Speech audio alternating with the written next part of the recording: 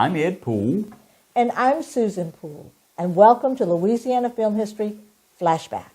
We have an exciting episode for James Bond lovers that goes way back over 100 years.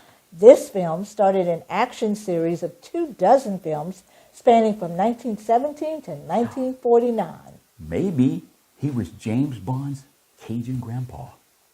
What? World War I was raging in Europe, and it was almost impossible to do entertainment filming there. One of the films is about his daughter, who could have been or had a British son. Numerous articles raved that the Wolf brought New Orleans to national attention as a filming site, thanks to its lighting, setting, atmosphere, architectural charm, climate, and abundance of cheap labor. A stunt pilot accidentally crashes his plane, actors get caught underwater in the canal and had to be rescued, and a pedestrian was hit during the filming, and they just stuck it all in the film. Apparently, they didn't have attorneys back then. This film was one of the earliest of New Orleans portraying France, showing that it was a lot cheaper to film here than try and recreate France in the studios. So let's flash all the way back to 1917 for the accident-prone thriller, Lone Wolf. Louis Joseph Vance was a prolific author who wrote more than 40 novels. But his most successful literary character was the Lone Wolf, whose exploits were chronicled in a series written between 1914 and 1934. Part James Bond and part Simon Templar, the Lone Wolf was the nickname given to Michael Lanyard, a cultivated jewel thief who later turned his attention to solving crimes rather than committing them. The 9 books featuring the Lone Wolf formed the basis for over 24 films, the first of which was the 1917 photoplay titled, what else? The Lone Wolf. Just 3 years after his introduction in the novel, the popularity of the Lone Wolf caught the attention of famed film producer and director Herbert Brennan. Brennan approached Vance about rights to his famous novel. Mr. Vance received somewhere between $6,000 and $7,000 for his production rights. The plot of the film follows the life of a Parisian street thief named Marcel. When Marcel saves Master Crook Burke from the police, Burke adopts the youngster and teaches him his profession. Years later, Marcel has become a master crook himself, working under the name of Michael Lanyard. His clever work baffles the Paris police, who dub him the Lone Wolf.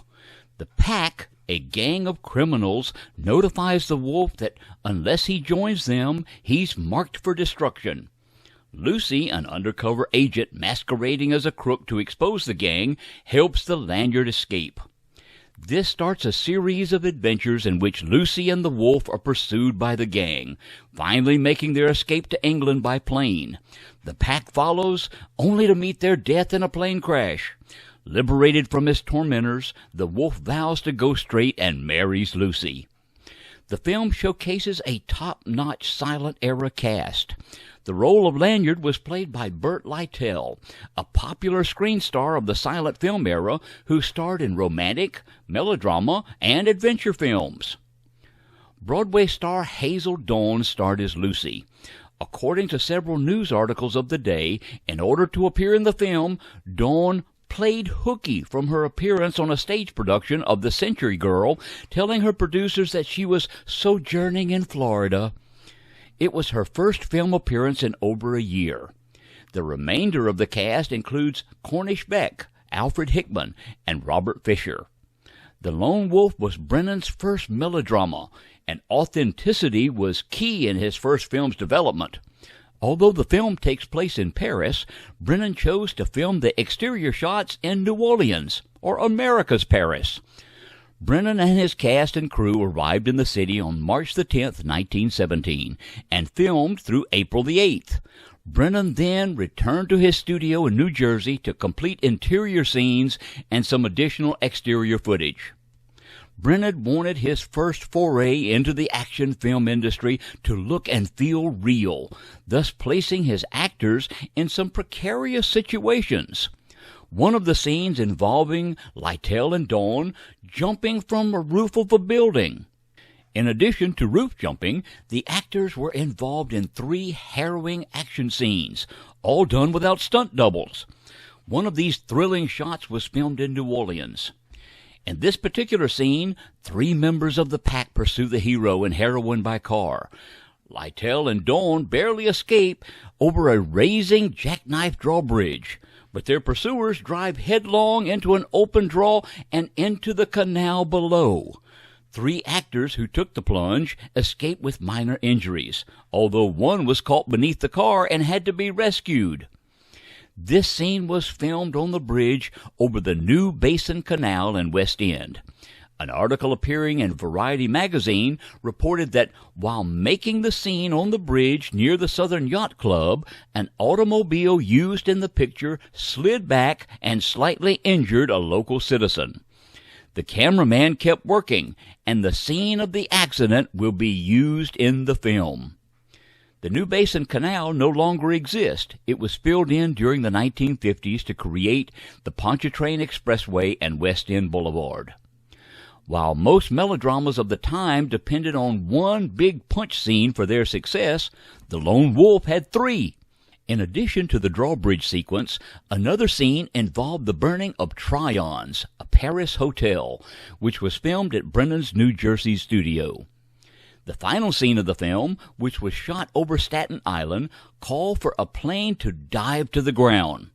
The plan was to shoot an airplane in air and then build a prop wreckage. Unfortunately, during the shoot, the stunt pilot, Tex LeGrand, actually crashed to the ground. LeGrand was fortunate to escape with only minor injuries, although he smashed a $10,000 plane. The film's cameraman, Roy Hunt, was able to film the crash, providing both the fall and the wrecked vehicle without any additional cost to the film's budget. The Lone Wolf opened in New Orleans theaters on January 6, 1918, when it was premiered at Lowe's Crescent Theater and reviewed in the New Orleans papers as one of the most exciting pictures Mr. Lowe had yet staged. Unfortunately, it is believed that this film is lost, and all that remains are some stills, trade ads, and newspaper articles. This has been a presentation of Hollywood on the Bayou, preserving Louisiana's rich film history with books, prints, presentations, and exhibits. If you have questions, comments, or to learn more, you can visit our Facebook page or sign up for our Louisiana in Film newsletter, which is on our website, HollywoodOnTheBayou.com. We hope you enjoyed this episode of Louisiana Film History Flashback. Sue and I thank you, and we'll see you next time.